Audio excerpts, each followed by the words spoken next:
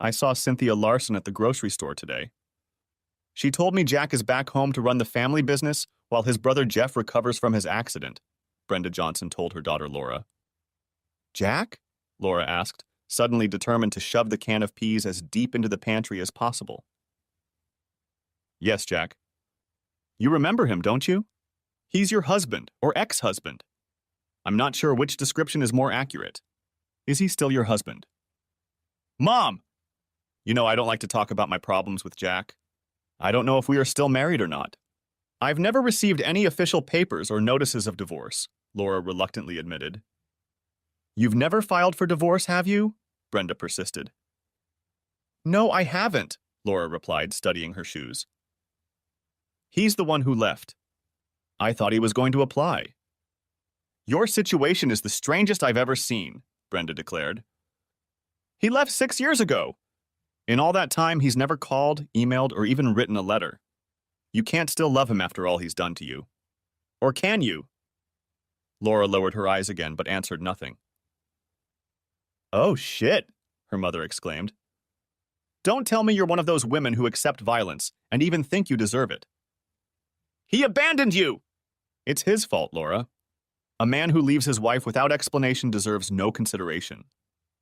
Since he's in town, divorce him. He was a great guy when you married him. In fact, he was great right up until the day he left. I liked him. He seemed responsible, considerate, hardworking, and devoted to you. And suddenly he's gone! You're still young. You need to find a good man you can rely on and create a good family. I make my own decisions, Mom. I'm 27 years old, I have a good job, and I live in my own house. I'm not a burden to you and Dad, so I would appreciate it if you would stop running my life, Laura replied. I just want you to be happy, honey. I don't think you've been happy since the day Jack left. If he loved you even a little bit, he would never have left you the way he did. He must have had a girlfriend. No! Jack would never cheat. He's not like that, was Laura's immediate response. Laura's quick and decisive response surprised her mother. Her daughter was still defending the man who had packed up and abandoned her in the middle of the night. How could she? Why would she? Laura claimed that they hadn't quarreled before Jack had left, but never told her what could have caused such an abrupt break in their relationship. Brenda was sure that Laura wasn't telling the whole truth, and it was unlikely she ever would. Laura Masterson did not sleep well that night. She tossed and turned, trying to get comfortable, but sleep wouldn't come. Every time she closed her eyes, she saw Jack in front of her. He was the most handsome man she had ever known. He was fun and calm and devoted to her. At least he had been before she'd ruined everything. Now he was back in Stone Ridge. Laura knew their paths were bound to cross someday. After all these years, she still didn't know what to say to him. And what could she say? She knew how trite an apology would seem. There were no words to adequately describe the depth of her remorse. She had ruined their relationship. They could never be the same. Her life wasn't a fairy tale. It was real, and it was disgusting. 2 days later, Laura was visiting her mother again when her younger sister Kate, a graduate student at Ohio State University, came in after work. She was a journalism major, so she had a summer job at a local media group. I saw your husband today, Laura. He came by to place some ads. Are you interested in hearing about it? Kate asked. If not her, then me, the girl's mother interjected. What did he look like? Well, if anyone was hoping he'd gone to hell, they'll be quite disappointed, Kate replied with a slight chuckle. He's probably the most handsome man I've ever seen. Really? Brenda replied, furrowing her eyebrows. Can I assume he hasn't gotten fat and lost all his hair? He was wearing a t-shirt with pockets and jeans. As far as I could tell, he looked completely ragged. Donna was doing the announcing, and I was watching and listening from the next room. He didn't see me, Kate added. Did you hear him say something? Laura asked quietly. Like how he was such a dumbass that he dumped you? No, he just gave Donna the ad and paid her. His daughter, on the other hand, is stunning. Kate's mind raced as she watched her sister's reaction. Does he have a daughter? Brenda asked as Laura sat in stunned silence. That's why he left. He got some girl pregnant. You're lucky you got rid of him, Laura. I don't think many women would feel that way seeing him in that tight shirt and jeans, Kate objected. He exudes sex appeal. Besides, his daughter looked too old to have been born after he left Stone Ridge. I think she's about 12 or 13, Kate said. How could he have a daughter 12 years old? He's only 28 years old now. He should have been 16 when he became a father. We know that didn't happen, Brenda reasoned as Laura remained silent. I heard him introduce the girl to Donna as his daughter. Her name is Kansas. She's gorgeous. She's very athletic and seems to be Daddy's little girl. Did Jack's daughter have hair as dark as his? Laura asked. She's a stunning blonde, Kate replied, watching her sister closely. Whatever her ethnicity is, it suits her very well. Oh, I just thought of something, Kate proclaimed. Since Jack is her father and you're still his wife, you must be her stepmother or something. Kate! That was just mean, Brenda scolded as Laura ran off to the bathroom. There's something weird about all of this. I have a feeling things are going to come to light very soon. Secrets don't usually last long in a small town, although this one did last 6 years. Who was that pretty girl in the other room? Kansas asked as she and Jack left the media group's office.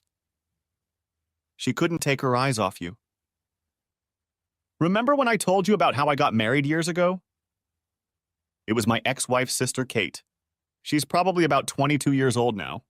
I think she was surprised to see me. Was your wife as beautiful as her sister? Kansas asked.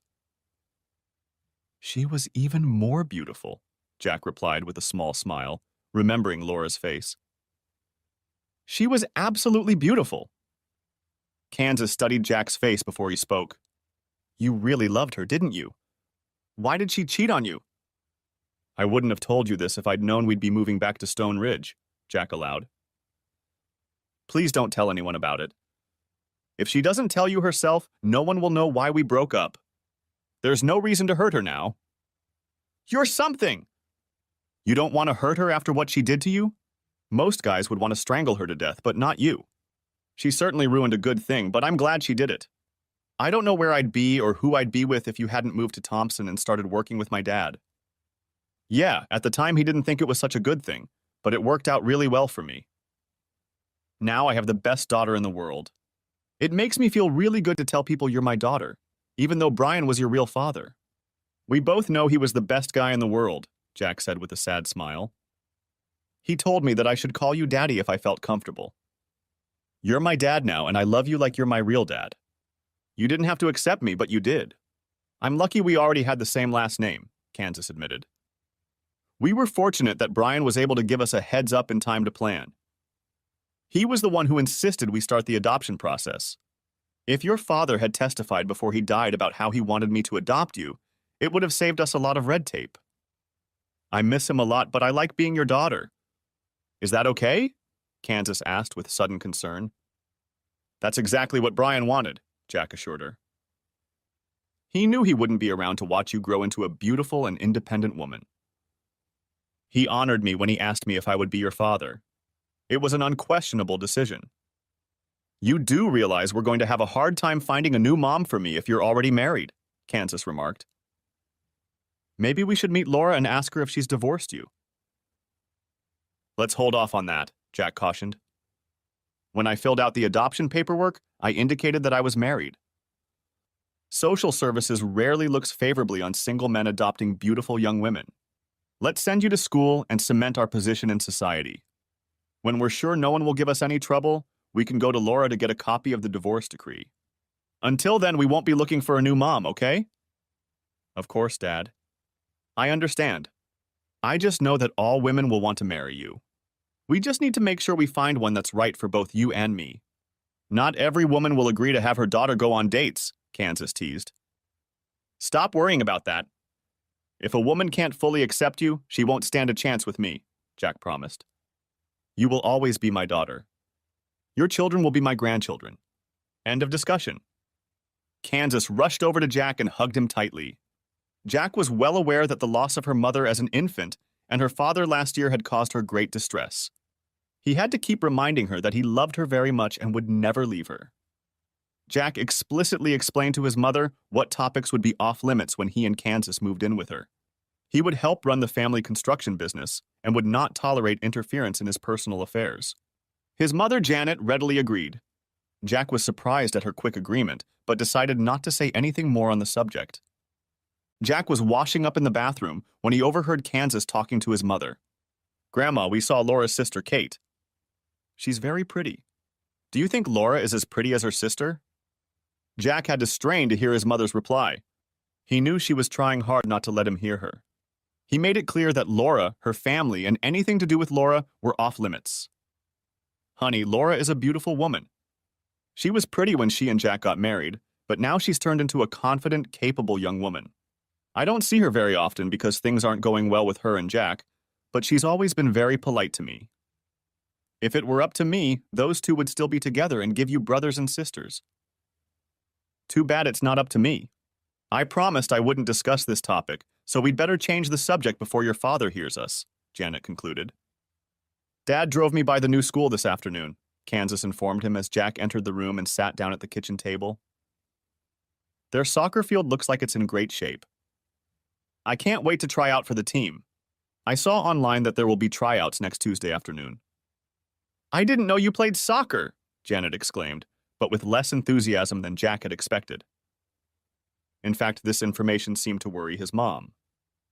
"It's my favorite sport. I was one of the best players on the travel team when we lived in Thompson. We only lost one match," boasted Kansas. "She was far from the best player on the team," Jack remarked with a chuckle. "She's just being modest." "Sounds great," Janet praised, wondering if she should tell Jack who his coach was. She hid a chuckle at the thought of how the first practice would go and what a shock Jack would be in for. He was the one who had insisted that no one talk about Laura. She was simply complying with his unreasonable demands, and it looked like it might backfire on him. Laura listened to the mother of one of the girls as she watched the 20-something girls kick soccer balls at each other. A tall blonde girl caught her eye. Her movements were flawless. She easily guided the ball, flipping it from foot to foot, and easily flicked it past the girl who had been their best goalie last year. As soon as she was able to gracefully escape from the small talk of the chatty mother, she approached the blonde girl and watched her more closely. Sensing her presence, the girl stopped working with the ball and turned to look into Laura's eyes. "Hi, I'm the team coach," Laura began. "Everyone calls me Coach or Coach Masterson. You seem to know a lot about soccer." When Laura spoke, the girl's jaw dropped. She scrutinized Laura from head to toe before she finally spoke. "Hello, ma'am. I'm Kansas Masterson. I believe my daddy was your husband years ago. I really like soccer, but if you think I can't be treated fairly, I'll understand and try field hockey. I don't want to put you in a difficult position." By this time, all the girls had gathered closer to listen to the exchange of views. The new girl turned out to be the daughter of Mrs. Masterson's husband. Apparently, these two had never met before. Laura was caught off guard when the girl explained that she was Jack's daughter. Gathering her thoughts, she realized that she should have guessed it from the description Kate had given. The girl was very pretty and very athletic. "Kansas, as you realize, this is a bit of a surprise to me. I had no idea you were Jack's daughter. Let me assure you that your behavior on the field, diligence at practice, and ability to fit in with the team will determine your playing time. I have no reason to be unfair to you," Laura assured me. As Laura spoke, the girl scrutinized her face. She seemed to be the one to decide what their relationship would be. When Laura finished speaking, Kansas nodded her head slightly, as if in acknowledgement. "Grandma Masterson knew you were a coach. But she didn't say anything because of Daddy's rules," Kansas grinned.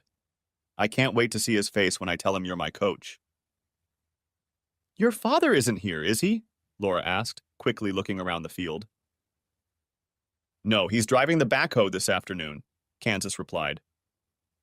"He's been helping Uncle Jeff since the accident. But he was right about you." Kansas turned and started to walk away when Laura called her name. Kansas turned to face Laura again, but she moved closer and spoke softly in her ear. "What do you mean he was right about me? What did he say about me?" Laura waited with dread for the beauty's answer, but it had been years since she had seen Jack or heard of him. She lacked information about him. If he still hated her, she'd better find out right away. "Well, Coach," Kansas whispered, so only Laura could hear. "Daddy says you're the prettiest cheating whore he's ever seen." Laura reacted, as if the blonde had punched her in the face. She gasped, fell to her knees, and burst into tears. Kansas expected to see contempt, anger, embarrassment, or a combination of those emotions. Seeing how her words devastated the woman, Kansas rethought the entire situation. She'd hated Laura Masterson ever since she'd first heard the story of how she'd cheated on Jack. In doing so, Laura had nearly destroyed him. Kansas decided that if she ever got the chance, she'd tell that whore everything she thought of her. Laura Masterson somehow didn't fit into the picture that Kansas had created. She seemed to be loved and respected by the other girls. Kansas had noticed how popular the coach had been within minutes of her arrival. Now the woman was showing real desperation over the words Kansas had said. Those were the very words she had promised herself she would use if she ever met the woman who had caused Jack such pain. Kansas took no pleasure in her revenge. She walked slowly to the bench to sit on it and wait for her inevitable dismissal. "What did you say to Coach Masterson?" demanded the woman who Kansas guessed was the team's assistant coach, who had arrived late. She flipped through the list of names on her clipboard. "What's your name?" "I'm Kansas Masterson." "I'm sorry if I caused a problem," Kansas apologized. "Masterson?" repeated the stunned woman. "Are you related to Jack Masterson?" "He's my father," Kansas stated, with what she hoped was a look of what she hoped looked like pride. "I think you'd better leave," the woman advised. "Coach Masterson is a wonderful woman. She doesn't need to be reminded every day on the soccer field about her loser husband." Kansas just nodded and turned toward the gate. She was about to leave the playground when she felt a hand on her shoulder. Kansas turned around in surprise and found herself in the arms of a sobbing Laura Masterson. "I'm so sorry, was all the woman could repeat as she snuggled against Kansas. Not knowing how to react, Kansas simply remained motionless while Laura gradually regained control of her emotions. Eventually, her sobbing stopped. The other girls gathered around again and watched mesmerized. "Your father is a fine man. Please stay and join the team," Laura instructed. "If you are like Jack, you will be a great addition. I promise I won't show so much emotion towards you again. Come back, please." Kansas found Coach Masterson leading her back to the bench. When they reached the bench, Laura turned her around to face the other girls. "It's useless to deny that I practically broke down a few minutes ago. I want you to understand why. This is Kansas Masterson. Her father is my ex-husband. Her sudden appearance has shaken me deeply. I hadn't seen her father in 6 years. And even though I knew he was back in Stone Ridge, I was still surprised to find Kansas here today. I want you all to treat Kansas kindly. She's not to blame for all this drama. It would be wrong to blame her." Looking directly at Kansas, Laura asked the question she dreaded the answer to. "Is your mom around here somewhere? I'd like to meet her and compliment her on what a wonderful daughter she has." "Mom died when I was 3, Kansas answered with some excitement. "It was just me and Daddy left. I apologize for being rude before. Daddy is punishing me for being such a witch. I'm sorry, Coach Masterson." Laura's head was spinning as she pondered Kansas's words. Her mother had died when she was 3 years old. How was that possible? It had been about 10 years ago. Jack was still in high school then. She decided that was a mystery for another time. "We started off on the wrong foot," Laura replied. "Let's start over. I'm Coach Masterson and you're Kansas. Let me tell everyone the rules and expectations of the team, and then we'll start practice." After practice was over, Kansas climbed into her grandmother's SUV to drive home. "How was your first practice, honey?"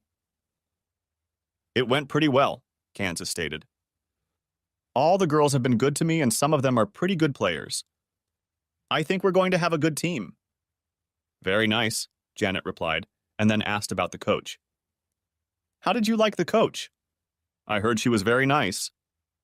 "Why don't you just ask what you really want to know, Grandma?" Kansas replied with a smile. "Good. How did you get along with Laura? Was she surprised when she found out who you were?" Janet asked. "Did you like her?"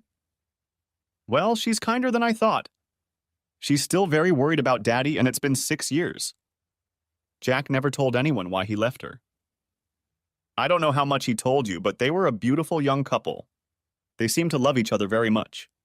Then one night, Jack got in his truck and drove away," Janet recalled. I don't think he ever spoke to Laura again. I heard she didn't know why Jack left.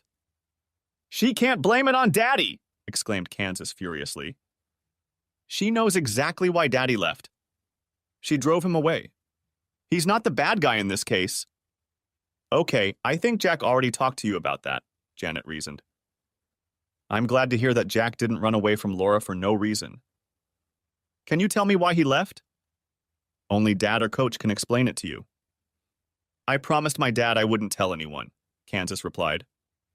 When Jack got home, dinner was waiting for him. After he cleaned himself up, he sat down at the table and, slicing a pork chop, asked Kansas how her soccer game had gone. It didn't start out very smoothly, Kansas admitted as she watched Janet. Coach looked upset when I told her my name. We talked for a while. Eventually, it smoothed out. Jack noticed his mother wince as Kansas briefly described her day. He knew it was a sure sign that there was more to the story. Your coach is a friend of Laura's? I should have considered that possibility. Do you think you'll get a fair evaluation? Laura Masterson is my coach, Dad. Jack was speechless for a full minute as his brain tried to comprehend the implications of Kansas's statement. He realized that he had made a mistake in not learning more about Laura's current situation. Jack's mother smiled broadly as Jack turned to look at her. She could still read her son's face and knew what conclusion he'd come to. Mom, can you tell Kansas and I more about Laura? It looks like we're going to have to talk to her regularly, Jack admitted reluctantly. It's very nice of you to ask it finally. Laura is a math teacher at Stone Ridge High School. She has been coaching soccer for 3 years. Last year, they only lost 2 games. She is still single or married to you, depending on which rumors you prefer to believe. The general consensus is that her husband ran off one dark and stormy night, probably because he had a girlfriend on the side. That's not true! Daddy never cheated. Kansas! What did I tell you about that kind of talk? Jack interrupted. I expect you to speak and act respectfully when you're around Laura. Please don't do anything that I would have to apologize to her for, Jack insisted. That would be embarrassing, to say the least. Jack noticed how red Kansas's face turned as she quickly lowered her gaze to her plate. He took a deep breath before he spoke. What did you do, Kansas? How bad was it? I may have called her a bad name, but I apologized to her, Kansas added immediately. I think we're okay now. She treated me the same way she treated the other girls during practice. What exactly did you say? Jack asked, cursing himself for telling Kansas the reason for his failed marriage. I have to whisper this to you. Grandma mustn't hear it. I know it was wrong, but it just came out. I'm sorry, Daddy. Kansas stood up, walked over to Jack and whispered in his ear. Janet couldn't hear what the girl said to Jack, but it was clear from his reaction that he wasn't happy. Kansas, I told you something in confidence and you couldn't keep it a secret, Jack complained, trying to contain his irritation. That puts me in a very uncomfortable position. I expect you to learn a lesson from that mistake. I regretted it as soon as I said it, Kansas replied crushingly. It hurt her a lot more than I expected, Kansas admitted. I forgot to tell you that she told the girls you were her ex-husband. Now we can find you a new wife. Laura was at loose ends. She struggled to act normal so she could make it through the team's training session. She was glad she lived alone as she sat in her favorite chair and cried nonstop for hours. School was still 2 weeks away, but practice for fall sports had already started. Even though she didn't have to get up early to teach lessons, she still had to get ready for soccer practice. As she drove to school the next day, she told herself that this day would be much easier. Yesterday's drama wouldn't happen again. Then she almost collided with Jack Masterson as she rushed to the back of her SUV to remove her team gear. Hi, Laura. Do you have a moment? I'd like to apologize to you. I guess, Laura replied, though the thought of Jack having to apologize to her seemed ludicrous. Is there a problem? Kansas told me what she said to you yesterday. It was wrong. I tried to raise her better. It's partly my fault. I shouldn't have told her why we broke up. She and my cousin Brian are the only 2 people I told about it, Jack assured Laura. She's young and she wanted to hurt you. Laura couldn't help but notice how great Jack looked in a simple cotton t-shirt and jeans. His stomach was flat and the muscles of his chest stretched the fabric covering it. His arms were muscular and embossed. His hair was longer than she remembered. She had to admit it looked good. His jaw was strong and his smile was infectious. He looked very masculine. She didn't say anything that wasn't true. We both know that, Jack. Unless you think I'm beautiful, that's the only thing you can argue with, Laura replied, wiping the droplets of tears from her cheeks. I don't want you to suffer now because of what happened 6 years ago, Jack replied. It's over. We've both moved on. It's time to bury the past and look forward. Over and done with? Laura repeated. Sounds pretty simple. We'll just act like we were never in love, never married, and I never had fun with that asshole. It should work out, Laura managed to say before tears ran down her cheeks. Jack wanted to take Laura in his arms and hold her to his chest, but he was afraid he'd give the wrong signal. Unable to figure out how to deal with the sobbing woman, he just stood there and watched. While he waited, he had time to study his ex-wife. Her legs were tanned and strong. Laura had braided her hair into a ponytail. It allowed Jack to see the curve of her jaw and slender neck.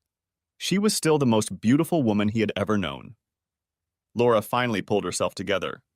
She looked into Jack's eyes and said quietly, I'm sorry, Jack, for a lot of things. I was a damn fool when I slept with that asshole. I was just as stupid when I let everyone think you dumped me for no reason. I kept hoping you'd come back and forgive me. Telling people what a stupid bitch I was would only make it harder for us to reconcile. You never came back and I never told anyone the truth. You were gone and I was living here, so I took the easy way out. I let people blame you. I'm going to tell everyone the truth. You don't deserve the nasty comments or the scorn of people in the community. I forced you to leave. I know that a person like you can never accept my actions. You would never take me back.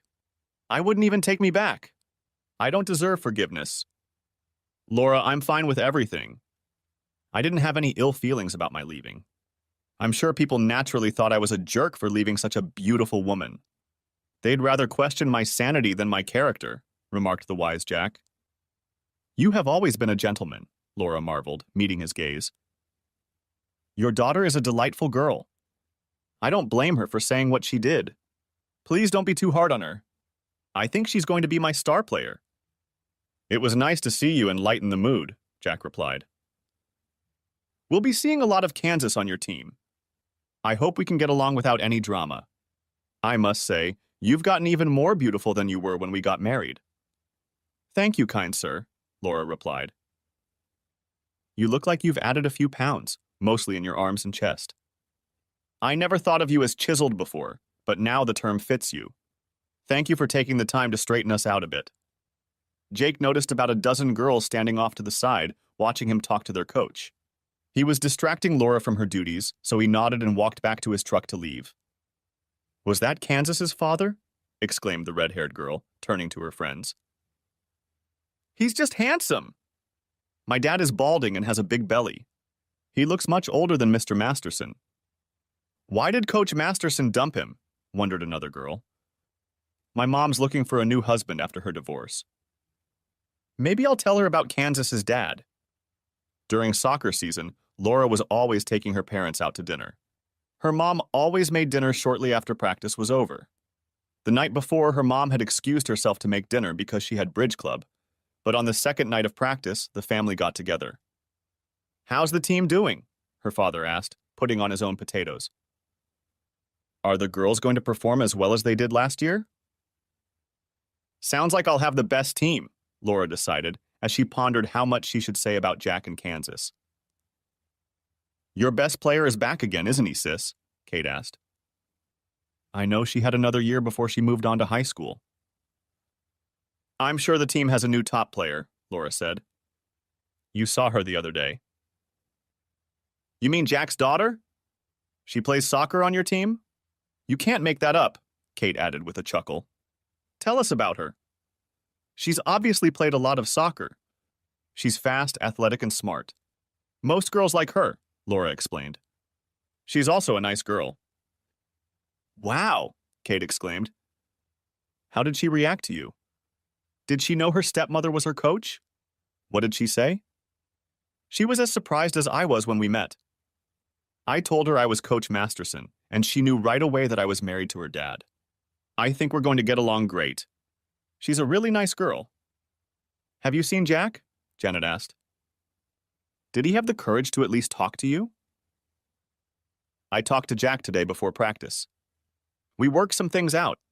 It wasn't as awkward as I feared, Laura admitted. What exactly did you find out? Janet asked.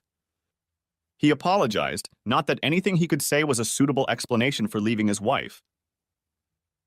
We had a mature conversation without throwing accusations and recriminations. Jack was a complete gentleman, Laura admitted. He even told me I was prettier than when we got married. Hallelujah, Janet intervened. It follows that you are no longer married to him. You are free to find a husband who will treat you with love and respect. I almost had it all, Mom, Laura managed as tears ran down her cheeks. I didn't deserve a good husband. I didn't keep the one I had. He's the one who got away, Laura's father remarked. I should probably go find him and kick his ass. I wouldn't advise trying it, Papa. He has the look of a man who can handle himself quite well. Did he seem torn to you, Laura? Kate asked as Laura wiped away her tears. That's an understatement. You're a big guy, Dad. I appreciate you wanting to protect me, but please don't have words with Jack. He's different now than he was when he left. He's matured. He's obviously much stronger and more confident than he was before. It was quite obvious. That's it? Janet asked. After 6 years, he comes back to town with a blonde daughter and doesn't explain himself to the wife he left? How did you keep from punching him in the face? Mom, it never occurred to Sis to slap the guy. She's still in love with him. Look at her. I can't explain it, but she loves him more today than the day he left, Kate stated.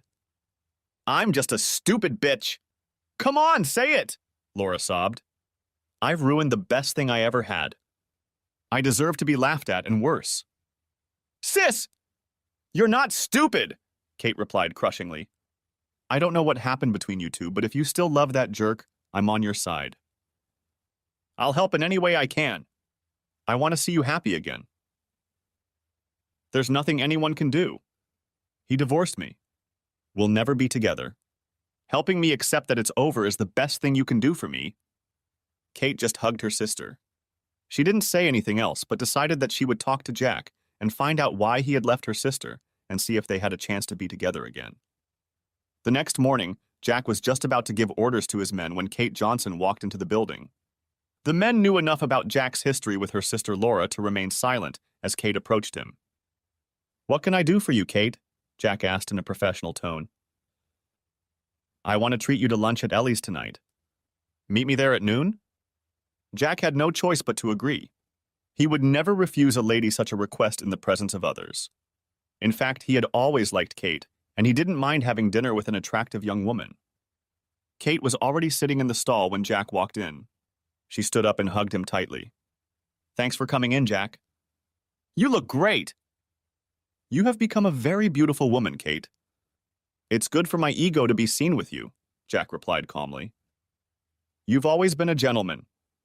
How about we place an order and then we can catch up? I have a lot of questions, Kate admitted. The first one is what you did to get so pumped up. Once they had ordered, Jack began answering Kate's many questions. When I left Stone Ridge, I visited my father's cousin's son, Brian Masterson. We had only met a few times, but we chatted on Facebook and he was always friendly. Brian was 10 years older than me. His wife, Anna, had died a few years earlier due to a botched medical procedure. Kansas was 7 years old when I first met her. Unfortunately, a little over 18 months ago, her father was diagnosed with testicular cancer. He and I had become close. He saw how I felt about Kansas, so when he found out he was dying, he decided to help me legally adopt her. It wasn't easy, but we finalized everything just before he passed away almost a year ago, Jack sadly stated. Oh, Jack, that must have been a very hard experience for you. I can't imagine how Kansas handled it. I saw you in our office the other day, and she's a terrific girl. You can see that she really liked you. It amazes me that a single man was allowed to adopt a teenage girl. I've heard horror stories about how difficult these adoptions are. Between you and me, I didn't know that Laura had actually divorced me, so I indicated on the paperwork that I was married. I genuinely thought I was. Kansas is my life now. I can't imagine not having her with me. She still worries about adoption. She knows how closely the authorities watch single men who adopt girls. She wants to help me find a wife as soon as possible, but what she really wants is a mom. Kate knew that Laura thought Jack had divorced her. Now Jack was telling her that he thought Laura had divorced him. Kate put that information aside, figuring it might come in handy someday. That brings me to one of the reasons I wanted to talk to you, Jack, Kate cut to the chase. You've seen Laura. You know how beautiful she is. She graduated from college and got her teaching degree. 2 years ago, she bought a small ranch. The kids at school adore her. I don't think she's been seeing anyone since you left. Is there any chance of you two getting back together? You were the perfect couple, Kate stated with conviction. I'm sorry, Kate. That's not going to happen. We're very different people now than we were when we got married. We've gone our separate ways. There's nothing left between us, Jack replied. You've both changed, but for the better, at least in my opinion, Kate argued. I'm sure she still loves you, Jack. What happened to make you leave? She must have told you something about it, Jack reasoned. She said it was my fault? Not once. She said you didn't agree on something with her and you left. She kept waiting for you to come back, Kate added. Well, now I'm back, Jack offered with a faint smirk. It just took me 6 years to do it. What have you been doing while you've been away? You've obviously gained weight and it's all muscle, Kate remarked, looking at Jack's arms and chest. Brian bought a large warehouse during the last recession. Anna had a dance studio in one of his sections. Brian built a gym and then added a dojo. 2 years ago, we started holding yoga classes in the upstairs room. You probably won't believe this, but I became a yoga instructor, personal trainer, and weekend sensei for teens. When you left, you were only a semester away from getting your degree. Did you ever keep doing it? Kate asked. Yes, I took night classes. I even have a teaching certificate. It looked good when I taught martial arts and yoga. Brian and I both had degrees. I think it helped us seem more legitimate. Saying goodbye, Kate hugged Jack again. I really enjoyed our lunch. I'm sorry you're so determined to go back to Laura, but I hope we can remain friends. I'd love to, Jack replied. I always need friends. Say hello to your folks for me. Huh, Jack? I'd advise you to avoid them. They're not very happy with the way your relationship with Laura has turned out, Kate advised. That's not surprising, Jack replied with a chuckle. Your ancestors have always been loyal to you girls. I don't blame them for disliking me. In fact, I'd be shocked if they didn't love me. The next morning, Laura felt better than ever. She hadn't realized how guilt and anxiety had defined her life for the past 6 years. She had made peace with Jack and with herself. She wished desperately that she had never cheated on him and that Jack still loved her, but she had to face reality and make the best of it. When Laura approached the practice field in the afternoon, she saw Kansas doing some stretching exercises and the other girls watching her. Soon they joined Kansas, or at least tried to. How can you bend over like that and keep your balance? One girl asked after she fell to the ground. It seems like you're defying gravity. My dad helped me learn my stretching regimen. It's borrowed from both yoga and martial arts. He could teach you, but I can't. I don't know where to start. I can do stretching, but I don't know exactly how I got to this point, Kansas admitted. You, Dad, can you do those stretches? An incredulous friend asked. I thought men couldn't bend as well as women, especially guys with muscles like your dad's. They can do it if they work at it, but most men don't want to put in the effort it requires. They prefer to do martial arts where they can punch and block, Kansas replied. Most of Dad's physique was derived from yoga. Maybe he can show us how to do those stretches, another girl suggested. I know he's working, but maybe after practice we could stay longer to learn. I don't know if Dad has the time. Besides, I don't think Coach would agree to that. She might think Daddy is meddling in her team's affairs. He's very careful when dealing with underage girls. There has always been at least one adult present during the kids' sessions. Kansas, if Jack wants to show these girls how to do stretches, I'll gladly stay and chaperone, Laura interjected. I can so see the other teams watching you girls do the stretches, Kansas. We'll be in their heads before the match even starts, Jack was surprised when he picked up Kansas the evening after practice. All the girls on the team, as well as Laura and several mothers, greeted him. Dad, the other girls have seen me do pre-match stretching and want to learn how to do it. I kind of told them that you're a yoga instructor and might want to practice with us after practice for a half hour or so.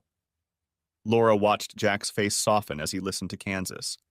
He couldn't hide a smile as he listened to his daughter. She felt a pang of jealousy over the obvious love he felt for her. I guess you can, but I need at least one adult present at all times. That's out of the question, Jack insisted. Kansas told us you need an adult. I already promised the girls that I would chaperone the instruction. It's okay if I practice with the girls, Laura asked. Some of us moms would like to take advantage of the situation, if you don't mind. I doubt I'll ever be able to do what Kansas does, but I could use any improvement, stated a slightly overweight woman with red hair. We'll start tomorrow. I will bring a change of clothes with me. I suggest you all dress appropriately for yoga. I will be teaching a class for the girls. They are young and athletic, so they will probably progress faster. The moms shouldn't be upset if the kids start faster, Jack warned. Jack never once managed to stray from yoga instruction for less than an hour. The girls were already athletic and practiced hard to gain the grace and strength that Kansas displayed. 3 single moms were faithfully showing up to class. Laura had no doubt why they were so interested. Low-cut tops and tight yoga pants created a look that few could ignore. For his part, Jack liked working with the girls. He learned their names. He knew many of their families, since he himself had grown up in Stone Ridge. It pleased him how seriously they took his instructions. Laura was very different. She always dressed more conservatively than her 3 mothers, but she looked amazing. She was very trim and surprisingly strong. She could master many positions as well as the girls, and some even better. She was never pushy or apologetic. She was always friendly, yet professional. Before the 3rd game against a local rival, the girls began doing pre-match stretching. Kansas brought out a Bluetooth speaker and played music while she led her team's practice. Players and fans from the other school stopped and watched in obvious amazement. The girls were happy that their performance brought the desired result. They had a solid victory over their opponent. After the game, Kansas approached Laura as her teammates clustered around her. Coach, have you ever thought about entering Harper's soccer tournament? Kansas began. There are different age groups competing there. Our team fits perfectly in the 12-14 group. I think we could win it or at least perform well. I know about this tournament. Other coaches have mentioned it at seminars and practices, Laura admitted. I understand the teams are made up of the best players from several schools. The competition is intense. There's also the issue of the entry fee. I think it's $500 per team, with the proceeds going to benefit the women's shelter in Harper. I'm sure the school board would never approve such an expense. Would you agree to coach us if we performed independently of the school and the entry fee was donated by a local business? A very serious Kansas asked. Laura looked at Kansas, then at the other girls. It was obvious they wanted to get to the tournament and wanted her to be their coach. You do realize that the opponents will be much tougher than the ones we play in our league, right? Every game will be practically against an all-star team, Laura remarked. Coach, I played in this tournament last year, Kansas states. I was on the travel team. We won 2 games and they were unbelievable. In the 3rd game, we lost by 1 goal to a team that ended up winning the tournament. I know our team is good enough to play them. We just need a good coach to make it work. It sounds like you've already looked into the matter. You said you already have a sponsor? Laura asked. Yes, I've already talked to local businesses about it. They're willing to pay the entry fee and motel rooms for the whole team and coaches. It's going to be over the Columbus Day long weekend. The championship game is on Monday, so we'll be there for 3 nights. After listening to Kansas's arguments, Laura felt her appreciation and even admiration for this lovely blonde grow. She was planning to play in the finals! Laura felt immense pride in the group of girls in front of her.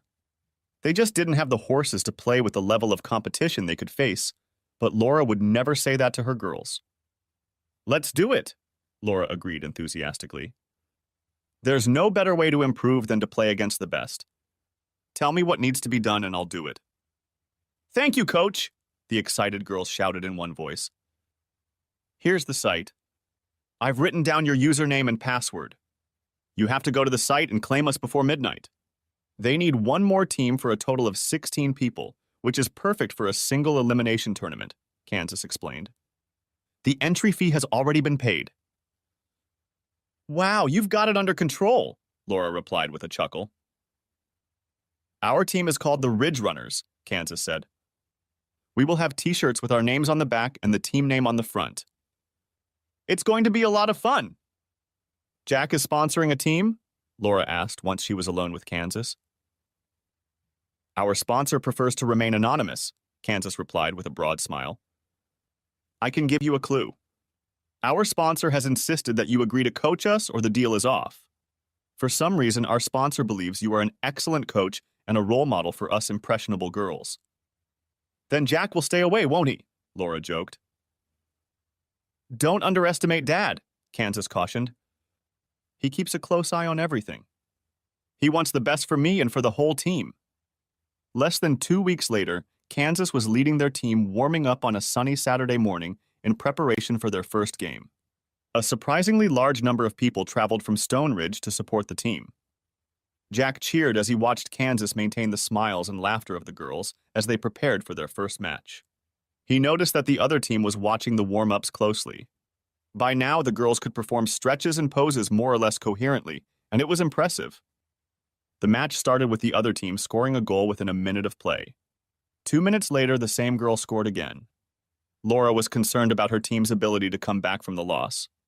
They hadn't lost a game all season and had won 6. A short time later, play stopped as an opposing player was helped off the field with a sprained ankle. Laura pulled Kansas off the field and sent in a substitute. Do you see what's going on out there? We have to stop that girl from scoring! She's making plays all over the field. I want her to be pressured when she gets to the ball. Make sure the girls know to run after her. I think she's their best player. We're going to stop her and we can win.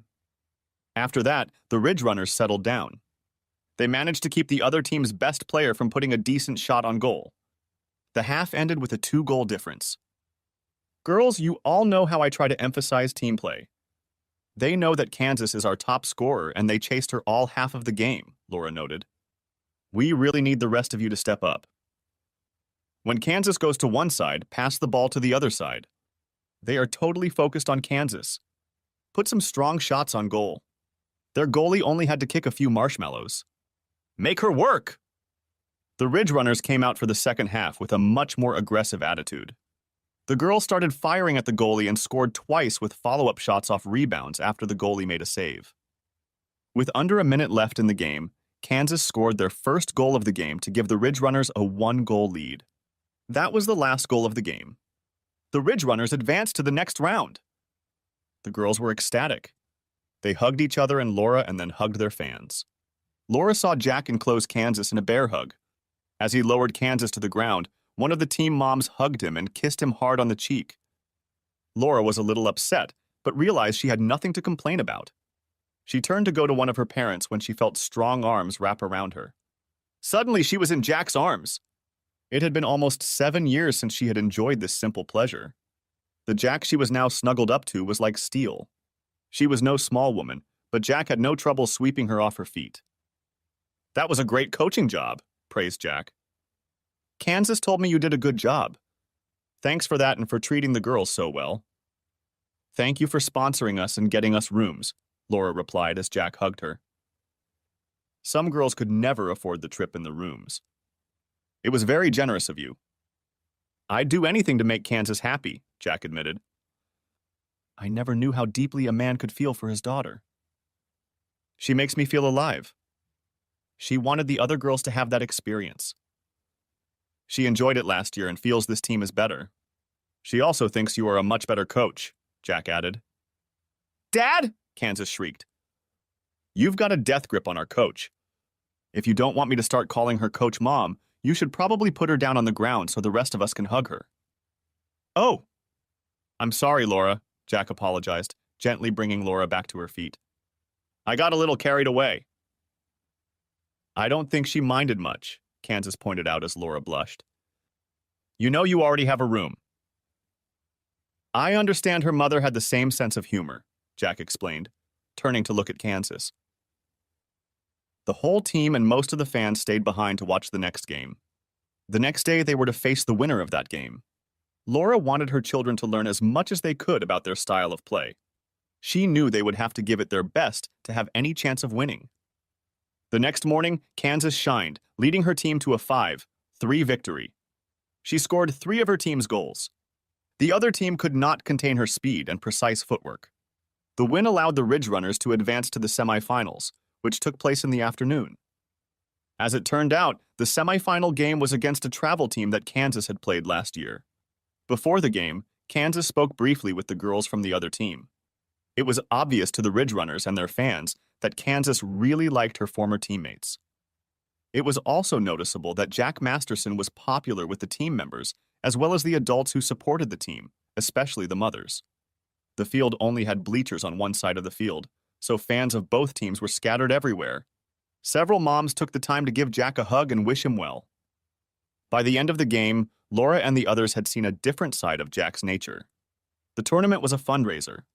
The referees were always local high school girls who played soccer for their school. Parents and coaches realized that although the girls were getting some reward for their efforts, they were far from professionals. The game was tied when one of the umpires kicked the ball out of bounds and mistakenly gave it to the opposing Ridge Runners to put into play. A large man in his 30s suddenly stepped onto the playing field. Play stopped as the man was loudly berating the girl. Both teams watched in stunned amazement as the man continued to shout threats and obscenities at the teenage girl who had made the wrong choice. Laura was already heading toward the man when she saw the poor girl suddenly burst into tears, run a few feet to the sideline, and hug Jack. Jack held her to his chest as the girl sobbed uncontrollably. At that moment, the woman on the bleachers made a statement that was heard by everyone present. "Jack Masterson is going to kick this guy's ass." Apparently, the rough man heard the statement as well. He stepped closer and turned to Jack. "I may have gotten a little carried away. I didn't mean anything by it." "Apologize to Macy and then get out of here," Jack growled, patting the girl on the back. "These kids are doing a great job. They deserve our thanks and appreciation. They sure don't need some damn bully humiliating them." The man pondered Jack's words, and then a woman's voice came from the bleachers again. "You better take Jack up on his offer, asshole. He's close to beating you like a rented mule." Laura managed to find the woman who had such faith in Jack's ability to handle a large man. She was a short blonde woman in her 40s, dressed in jeans and a cotton shirt. Laura realized that she had earlier seen this woman offer a drink to the girl clinging so desperately to Jack. She was probably the girl's mother. The big man made a decision. "I apologize, miss. I overreacted. You girls are doing a great job of judging." With those words, the man turned and headed toward the parking lot.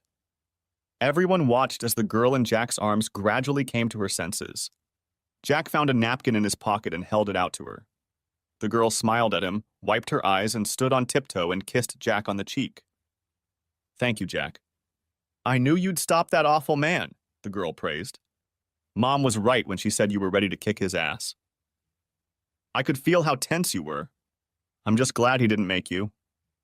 The girl turned and trotted back onto the field while fans and players clapped and cheered her on. As soon as the applause stopped, the officials gathered to discuss how much time remained and who would have possession of the ball when play resumed. "Macy went to Jack's dojo last year," her mom explained, correctly understanding the questioning looks from other fans. "She thinks Jack hung the moon, and I can't argue with that. No one can insult a woman when Jack is around. He just won't let that happen. Rick Jefferson is a pretty big guy. He's known to be willing to fight. I was afraid he would hurt Jack," stated the mother of one of the Ridge Runners. "Jack Masterson?" Macy's mom asked in surprise. "Have you ever seen him compete?" "I mean, Jack would kick that guy's ass." Play finally resumed when the referees, with the help of the adults running the tournament, sorted out the situation. With less than a minute left in the game, Kansas quickly gained possession of the ball and gave a long pass to a teammate rushing down the sideline. The girl drove the ball into the corner of the goal, scoring what turned out to be the winning goal. When the game was over, Kansas hugged most of the members of the losing team. Jack was very proud of her sportsmanship. Macy's mother walked over to Jack and hugged him as tightly as her daughter had. "Macy knew she could count on you. She really does look up to you, Jack. Her grades in school have improved, and she's going to go to a state college next fall. She wants to be a teacher. You really set her on the right path last year. Why did Rick Jefferson end up here? Asked one of the fathers of Runner's Backbone. Sarah is his niece. She's the one who scored the winning goal, the man's wife replied. She must be very embarrassed. The championship game was scheduled for the next morning. It was Columbus Day and schools were closed due to the holiday. An awards ceremony was scheduled to be held immediately after the game. The Ridge Runners easily defeated the three teams they faced to reach the finals. The team was very talented and well prepared. Stone Ridge fans watched their girls raise their level of play at a very fast pace. With less than 3 minutes left in the game, a Kansas teammate was able to deflect a pass from the other team. Kansas broke into the game, outran everyone, and shot the ball past the goalie's outstretched arms to tie the game. Stone Ridge fans cheered Kansas's effort. Their cheers echoed around the field. The other team simply took their positions and prepared to continue the game. The Ridge Runners gave it their all, but their opponent proved to be very talented as they managed to score with just a few seconds to go. For the remaining time, the Ridge Runners were unable to mount an offense and lost by a 1-goal margin. Laura watched with pride as her girls hugged and congratulated each other and the winning team. Parents and supporters of the girls came out onto the field to express their pride in their children's efforts. The awards ceremony was only minutes away. Ridge Runners players and fans gave a long and loud applause when Laura came on stage to accept the second-place trophy. The top player from the winning team received the tournament MVP award. Kansas was called to the stage to present the sportsmanship trophy, which she proudly displayed to her team and fans, holding it above her head and smiling broadly. When the ceremony was over and Kansas accepted Jack's congratulations, she asked if she could ride home in the van with a few other girls. After talking to her parents and making sure they had room and were responsible drivers, Jack agreed to her request. As he watched the van Kansas was riding and pull out of the parking lot, Jack felt his hand being taken. She's a delightful girl, Jack. You're doing a great job with her. Laura saw Jack watching Kansas leave and decided to talk to him. She thought that even if they were divorced, they should be able to have polite conversations. At least Jack seemed to have forgiven her enough for that. I have no idea how to raise a daughter, Jack admitted. Women are a complete mystery to me. You've proven that. Jack's remark hurt Laura, but she didn't let him realize it. Jack, I was wrong. I have no defense or excuse. You were right to leave me. I know that. All I can ask is that we can talk to each other from time to time without insults and anger. You're right, Laura. I have no reason to dig into the past. You've done a great job coaching the girls. Kansas thinks your grades are high. She knows you could have been petty and made her presence on the team unbearable, but you didn't. We both thank you for that. I may have been a stupid bitch when we got married, but I don't think I was ever a vindictive bitch, Laura stated calmly. I really like Kansas, and I hope to be friends with her after soccer season is over if you'll let me. If you're afraid my lack of common sense and morals will be passed on to her and you don't want me hanging out with her, I understand. I wish you would continue to be interested in her, Jack replied. I wasn't trying to imply that you're not a good person. She needs some adult role models. You know I'm not fit to be a teenage girl, Laura replied. You seem to be just that. Everything I've seen and heard about you is good, Jack stated. You forgot to add the qualifier since you've been back at Stone Ridge. We both know you saw and heard something before you left that made me look bad, to say the least. I like to think I've learned from my mistakes. Your mom and dad are looking at us, Jack remarked. They look like the cat pooped in their oatmeal. Yeah, it's on my conscience. I just couldn't tell them why you left, Laura admitted. Naturally, they blame you. They're good parents, Jack replied. I wish you'd never told them. It wouldn't do you or them any good. Have a safe trip and thank you for talking to me. I've finally mastered my feelings of guilt and remorse. You're a good man, Jack. A few minutes later, Laura headed home. Her parents were participating in a 3-day tournament and were returning with her. Laura was not surprised when her mother began to question her. So what did you and Jack talk about? Brenda asked. Family, Laura replied. I complimented him on what a great job he's doing raising Kansas. He tried to brush off the praise. He told me what great parents I have. Did he say that before or after he saw us shooting daggers at him? Janet asked. Really? It was after he saw you looking at him, Laura replied. He's not stupid. He understands why you dislike him. He seems to think it's to your honor. I don't see how he can be so damned reasonable about anything except honoring his marriage, Laura's father grumbled. 3 days later, Laura sat down to dinner with her family in a depressed state. Kate immediately noticed that Laura was in a bad mood. What's wrong, sis? You look depressed. Is it that obvious? Sarah Jefferson came up to me after practice. She said her Uncle Rick has a friend who works in the county where Jack used to live. Apparently, when Jack adopted Kansas, he claimed he was still married to me. Single men have a hard time adopting teenage girls. Rick was furious about what happened at the tournament and denounced Jack. He said Jack lied on the paperwork and questioned whether he was a fit parent. There will be an investigation and Jack could lose Kansas. Sarah said that Kansas cried when she told her about it. I know Jack. He won't give up on Kansas. He'll leave the country with her before he lets anyone separate them, Laura stated. He likes to run away when faced with a problem, Laura's father allowed. Laura, you're still married to him, Kate announced. He told me he thinks you divorced him. You think he divorced you? None of you idiots have thought of that. Divorces are filed and people get notices. You're just as married today as you were the day you walked out of the church after the ceremony. I don't see what difference it makes, Brenda brushed it off. He's still living as a single man with an adopted daughter, even though he lives with his mother. That's not exactly what he said. Laura, you need to call Jack. He and Kansas can move in with you and be the family he promised the court, Kate exclaimed. I won't stand for it, Brenda declared. You don't know him anymore. He could be aggressive or violent. Putting Laura in danger is not the answer. Mom, Jack isn't cruel. He would never hurt me, Laura insisted. I'll go to him right now. Jack sat at the kitchen table.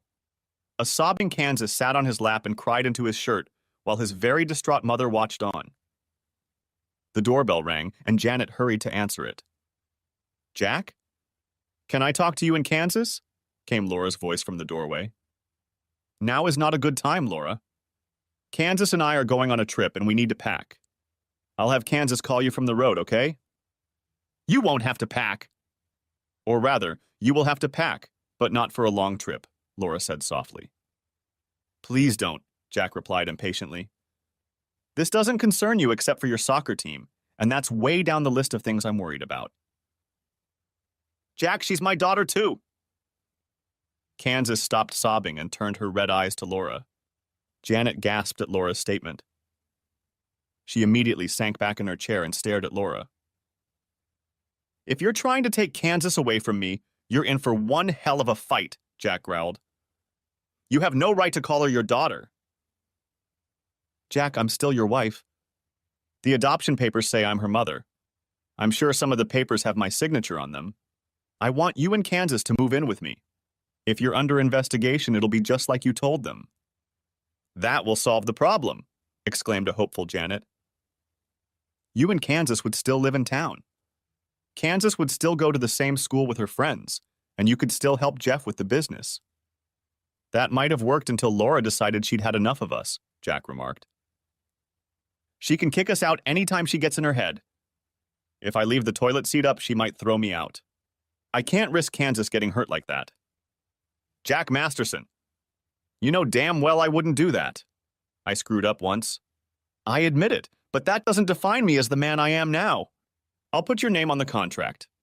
Hell, I'll let you pay the damn mortgage if it makes you feel better. I love Kansas like a daughter. I'd be honored to be her mother. Dad? Can we try? Kansas pleaded. Coach is a very nice person. She won't do anything bad to me or you.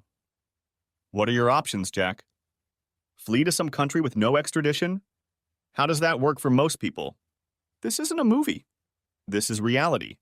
You have a chance to give Kansas a stable home life and a chance to go to a good school with her friends.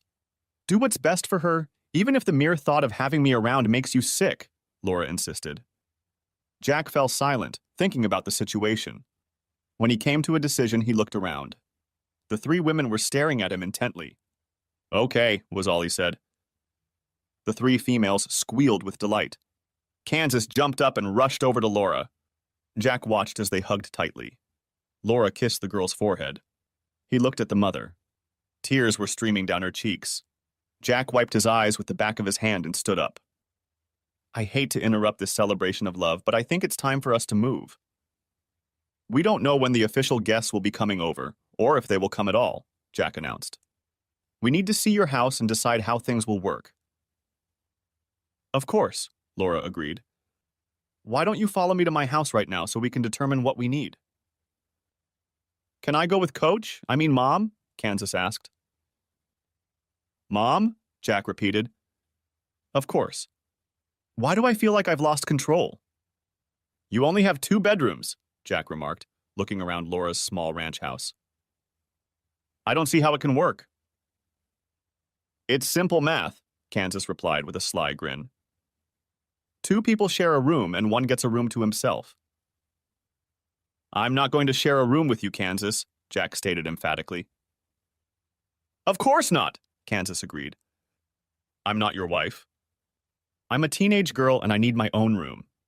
You two are married, so cohabitation shouldn't be a problem. We started this charade to prove that we're a normal family, Jack replied. Sleeping with Laura goes beyond a charade. Sleeping with her, but sleeping only with her would still be a charade, Kansas teased. Is it really that hard? I'm standing right here, Laura interrupted. Kansas should have his own room. Jack, you and I can share my bedroom. I have a double bed, so you can keep your honor intact. I'll even give you 2 drawers and some space in my closet. Jack and Kansas moved into the house before 11 o'clock at night. Laura was moved to tears when Kansas asked her a question before bedtime. Is it okay if I call you Mom? If it becomes a habit with me, it will seem natural if someone comes here to check on us, Kansas reasoned. If it bothers you, I won't do it. Honey, nothing will make me happier, Laura whispered as tears came to her eyes. What about school? What do I call you there? Kansas inquired. I'm going to be your mom anyway, so it'll be okay, Laura replied. I don't think that's a good idea, Jack cautioned. We don't want to suddenly start acting different. We're trying to show that we've been a family for a long time. If Kansas called you coaches last week, I think she should continue to do that. I'll be the only one going home with my mom after practice, helping her cook dinner and cleaning the house, Kansas promised. I can't wait to be a part of a real family. Jack was about to warn Kansas not to go too far in family matters when Laura caught his eye. She shook her head almost imperceptibly, but Jack caught the meaning. Laura lay in bed watching Jack as he came out of the bathroom and cautiously climbed under the covers. You sleep in your pajamas now? You used to always sleep naked. I try to be a gentleman. Since Kansas started living with me, I have a pair of pajamas to wear when I get up, Jack explained. I won't call the police if you accidentally put your arm around me or squeeze me in the middle of the night, Laura replied. I know I seem repulsive to you now, but if you forget who I am in your sleep and act accordingly, I won't complain. Thank you, Laura. It's hardly a problem, Jack assured her, turned onto his back and fell asleep in a surprisingly short time. Jack was an early riser. His internal clock woke him up at 5 in the morning. He noted that he was still lying on his side of the bed, so she must have moved overnight. The next evening after soccer practice, Laura stopped by her mother's house. Kansas walked through the door following her and stood before Brenda. Your daughter is my mom now. Is it okay if I call you Grandma? Brenda was determined to show Laura and Kansas her disapproval of the whole charade, but her resolve dissolved when Kansas made his request. Of course you can, Brenda exclaimed, gently hugging the girl. Would you like some milk and cookies? I just made some. So Mom's heart has melted already? Kate joked, walking into the kitchen and hugging Kansas. I'm your Aunt Kate and you're my favorite niece, Kansas. We're going to have so much fun. I'm getting a new grandmother and aunt, Kansas replied with a huge smile. Hopefully we'll get to spend more time with all of you. Dad knows Grandma doesn't like him very much, so we'll have to get together when he's working. Well, I really like your dad, Kate replied. He's just a handsome man. How do he and your sister get along? Okay, I guess. They spent half an hour working out their rules of behavior in the bedroom. Guess I don't exactly have a normal family, at least not yet, Kansas added meaningfully. Ah! Do you think there's a chance? Kate asked. Well, Daddy's quite the red-skinned man. Mom looks like a mannequin, only with more curves, so I don't think he has much of a chance, Kansas admitted, as Laura blushed thickly. You're not thinking of going back to Jack for good, are you? Brenda demanded. That's not the point, is it? Mom, I came by to inquire about some of your recipes, not to give you a lecture on how to handle your husband and daughter, Laura immediately objected. I don't know how things will turn out. Jack doesn't really like me right now, so you can take comfort in that. Jack entered Laura's house shortly after she and Kansas had started dinner. He looked around and then went out the back door with a notebook and measuring tape. Once dinner was over, Jack talked about what was on his mind. Laura, I want to make an addition to this house. I was thinking we could do another 26 feet by 14 feet. That would give you a large bedroom with a large bath and a huge walk-in closet, as well as a half bath for guests. Can I show you what I'm thinking? That sounds great, Jack, but I can't afford it, so there's no point in even discussing it. I've had trouble with my mortgage several times already, Laura replied. I'm willing to pay for a refill if you'll let me, Jack said. You're making a huge sacrifice for Kansas and me. I'll feel much better if you'll let me do it. It will increase your capital and give us a lot more room. Is sleeping with me really that bad? Laura asked, trying to keep her composure. Does just looking at me make you sick? No, it's not that. We don't need to cramp up like this. We'll still live in the master bedroom, but we'll be much more comfortable and we'll have more closet space, Jack said. I'll agree to this if you promise to sleep with me the whole time we live together, Laura demanded. Agree or leave? Jack looked at Laura's jaw and realized she was being serious. Glancing at Kansas, he saw that she was making a weak attempt to hide a smirk. Shrugging, Jack said to both women, "We have a deal." The soccer team remained undefeated in the league. As the season was coming to an end, Jack overheard Laura talking to Kansas about volleyball. By the end of the conversation, Laura had a new recruit for the team. Jack couldn't help but notice how close Kansas and Laura had become.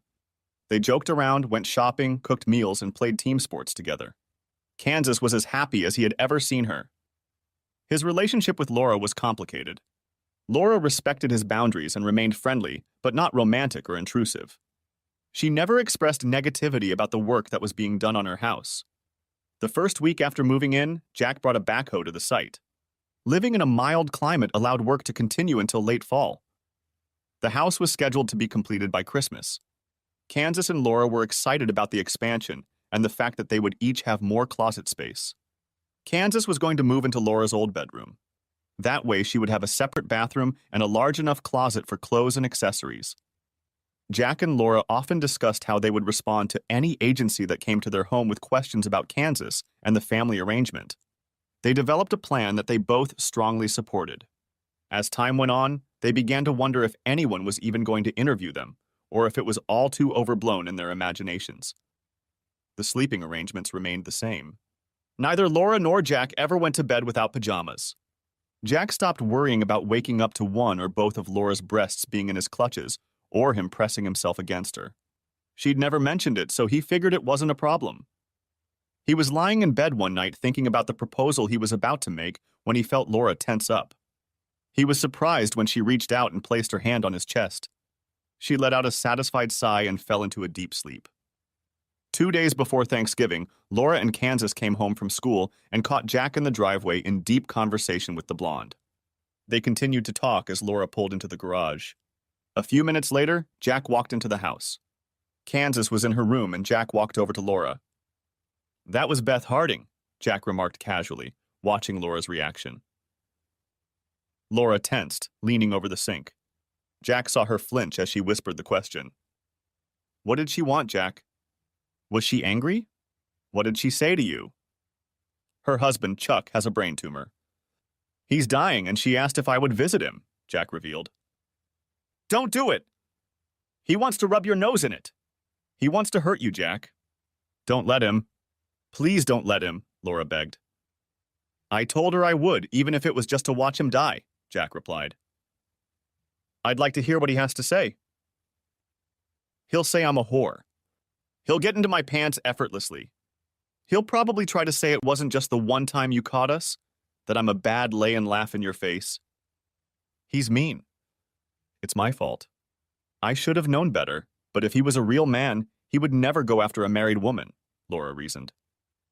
Why did you sleep with him then? You didn't look like a woman in a lot of pain that night, Jack recalled. In fact, you kept repeating his name over and over and saying how good he was. I was crushed. I thought about killing you both, but I decided it was better to just walk out the back door and drive away. I don't know why I did it, Laura sobbed. He was the big man on campus. He was a senior and I was a sophomore. He was a soccer star and I was just a wife, a married woman who was unavailable to most men, but not to him. He was good to me. I knew what he wanted, and for some damn foolish reason I figured I could take him on and you'd never know. It was my only affair. I ruined my life. I lost what I loved because I was young and stupid. I never blamed you for leaving. When I found your ring on the kitchen table, I knew it was over, that you must have come home and seen me with it. Now I'm living in a hell of my own making. I love Kansas, but we're not family, not really. I can't make it up to you. I know that. We will never have the love that binds us together, like a family should. It's completely my fault, and I live with that knowledge every day. Why didn't you tell me you weren't happy or wanted to try other men? Jack asked softly. I didn't want to try other men. I just wanted to feel like something special for one night. The high school stud wanted me. The irony is how much smarter I became after you left. You became better looking, kinder, completely devoted to me. You became a better man in every way that mattered. Believe it or not, that was the last time I had sex, Laura declared. You are still the only man who has ever made love to me. I guess I can be grateful to you for that. I now know the difference between love and sex, and it's huge. I don't think I'll ever forget the time I rushed home from that seminar to spend the night making love and found that someone had taken my place, Jack replied glumly. You almost killed me, Laura.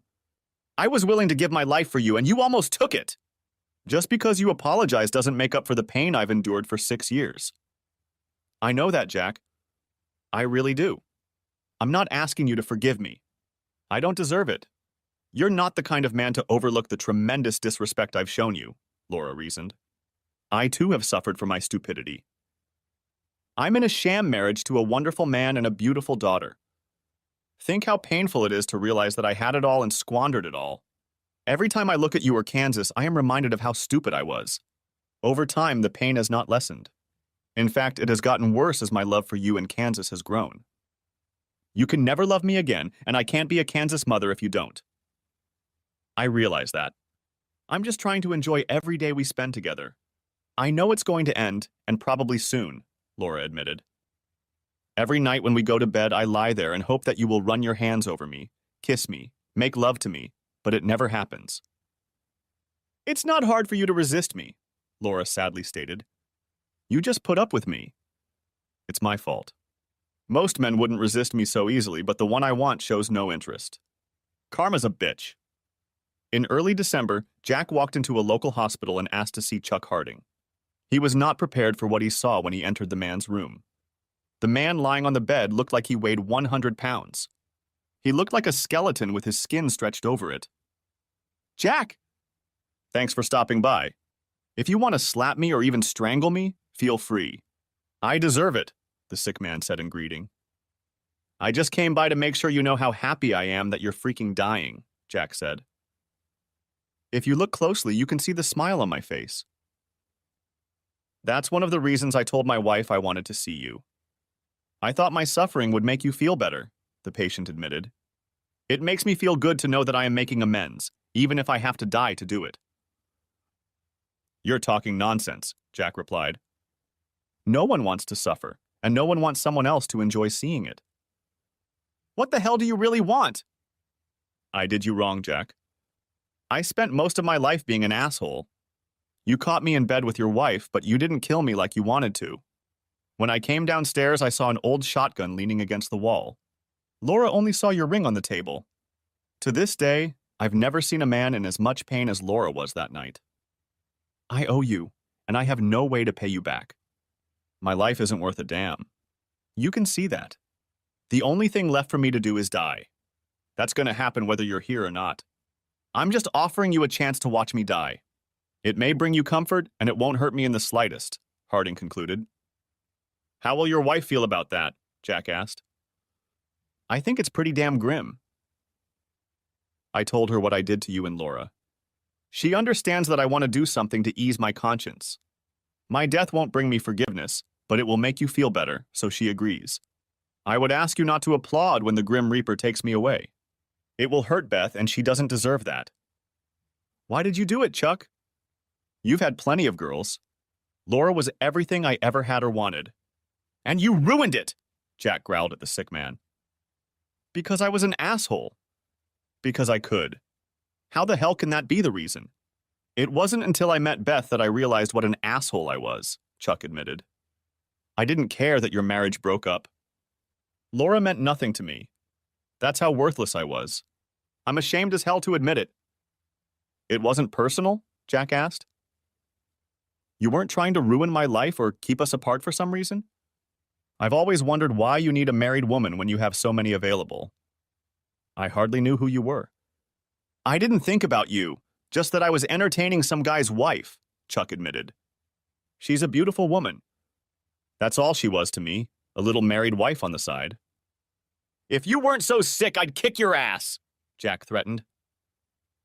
If I wasn't so sick, I'd want you to do just that, Chuck replied. I've grown up really a little late. There's no excuse for my actions. I realize that now. A bullet between the eyes would have been too good for me. You miserable bastard, Jack snarled. I'd be doing the whole world a favor if I held this pillow over your face. True, but then you'd be in a lot of trouble.